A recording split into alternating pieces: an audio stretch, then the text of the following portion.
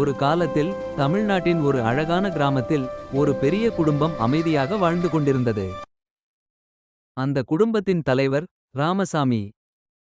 அவருக்கு 2 மகன்கள், முருகன் மற்றும் கண்ணன். முருகன் அமைதியானவன், அப்பா சொன்னதெல்லாம் கேட்பவன். ஆனால் கண்ணன் சிறிது வேற மாதிரி. அவன் புத்திசாலிதான், ஆனா சுயநலம் கொஞ்சம் அதிகம். ஒவ்வொரு நாளும் ராமசாமி தனது மகன்களிடம் ஒரு விஷயம் மட்டும் சொல்லுவார். நியாயமா வாழ்ந்தா வாழ்க்கை தானா உயர்ந்திடும். முருகன் அதை மனதில் வைத்துக் கொண்டான்.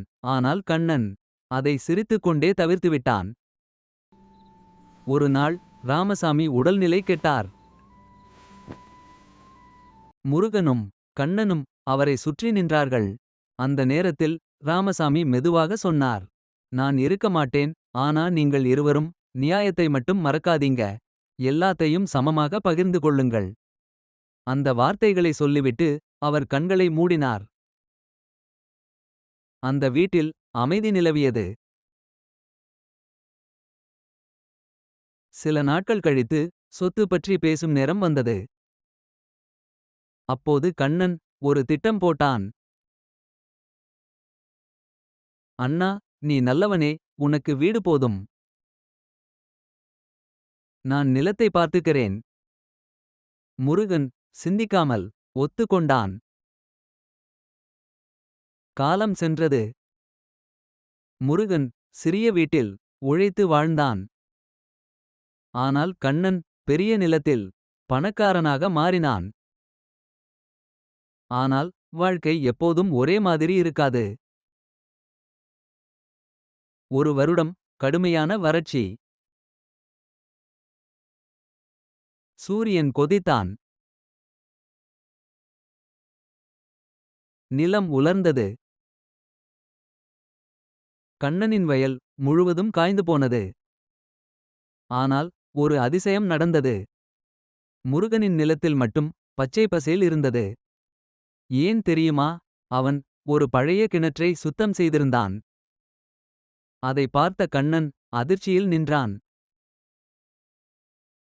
அவன் மெதுவாக முருகனிடம் வந்தான். அண்ணா, எனக்கு உதவி செய்ய முடியுமா? முருகன் சிரித்தான். நியாயமாயிருந்தா எல்லாம் கிடைக்கும். அவன் தண்ணீரை மட்டும் அல்ல, தன் நிலத்தையும் பகிர்ந்து கொடுத்தான். அந்த நேரத்தில் கண்ணனின் கண்களில் கண்ணீர் வந்தது.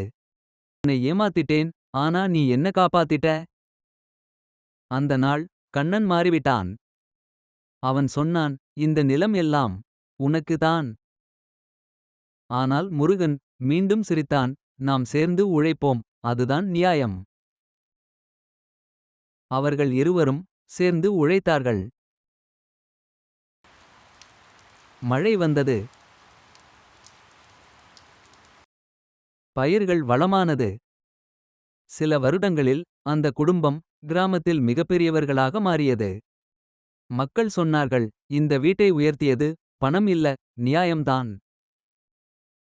முருகனும் கண்ணனும் அவர்களின் அப்பாவின் படத்தை பார்த்து சிரித்தார்கள். நியாயம் தாமதமாக வரலாம், ஆனால் அது ஒருபோதும் தோற்காது. எங்கள் பாட்டி தமிழ் கதைகள் சேனலை லைக் பண்ணுங்க, சப்ஸ்கிரைப் பண்ணுங்க, உங்கள் நண்பர்களுடன் ஷேர் பண்ணுங்க. நன்றி.